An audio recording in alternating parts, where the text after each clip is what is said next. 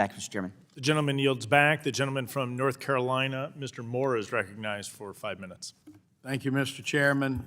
To our witnesses, again, I want to echo what the other members have said, and thank you for your testimony today. I wish some of the members of the other side were still here, because I remember when our meeting started out, there were some unfortunate comments made by one of the senior members on the other side of the aisle, taking shots at the president and at Elon Musk, and I think that's very unfortunate. I think this should not be a political enterprise in the sense of this testimony today. This is so important.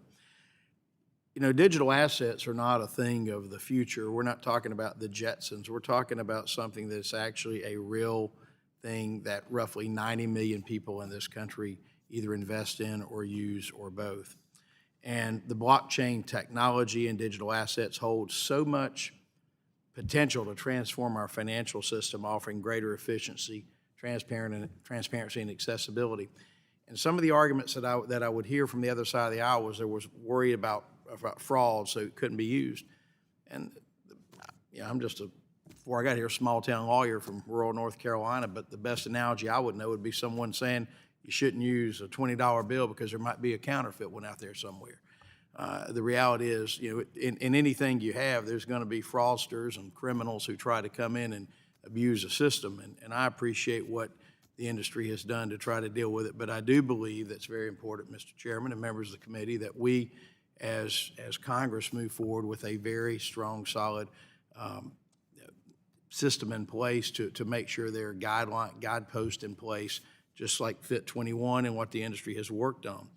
And I had a series of questions, but I think you all have covered most of that. But I did want to follow up on one thing, Mr. Yakim, who I believe you're an NC State grad, in fact. So you're having a better season than my Tar Heels. So I'll give it to you this year on that one. But I did want to ask this. My understanding is that, and I think Representative Herodopoulos mentioned this just a moment ago, about last year, some of the issues you dealt with Mr. Gensler, and basically it sounds like your company being targeted.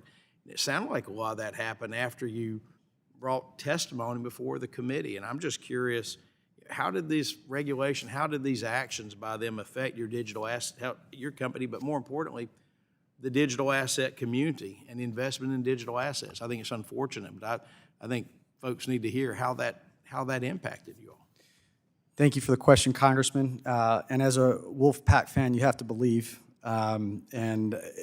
We believe and are confident that this Congress is going to get a bill done on market structure. Regarding, our experience, again, we were sued once on one of the programs we offered. Again, there was no clear path to registration for staking. There still is not regulatory clarity. We've seen the UK move forward with legislation on staking. We've seen other jurisdictions do this. We know the United States can do it. And so that's one priority for us.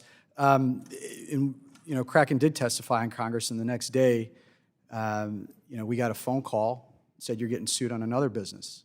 I made sure not to wear that same tie for that hearing, but it's important that we move past that. And I know we want to make sure actions of the past administration are held to account, but we are looking forward, and we think there's been a lot of bipartisan support that's necessary to get this bill done in this Congress.